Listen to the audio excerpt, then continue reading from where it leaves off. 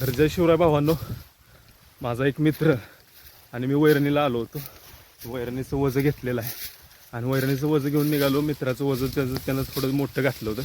मी त्याला त्याचं वजं उचलू लागलो आणि तिथून मी माझं वजं एवढंच घेतलं होतं की जेवढं मी स्वतः उचलू शकतो आणि ते घेऊन आलो.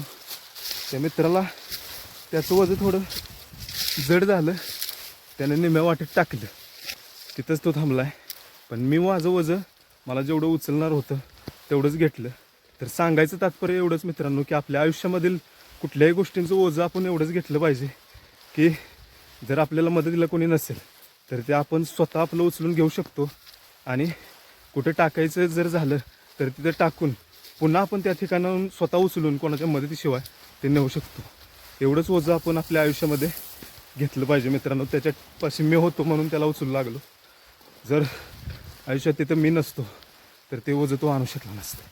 सांगायचं तात्पर्य तर तुम्हाला समजलं असेल. व्हिडिओ आवडले असेल, माहिती आवडली असेल, लाईक शेअर आणि फॉलो करायला विसरू नका आणि घ्या काळजी.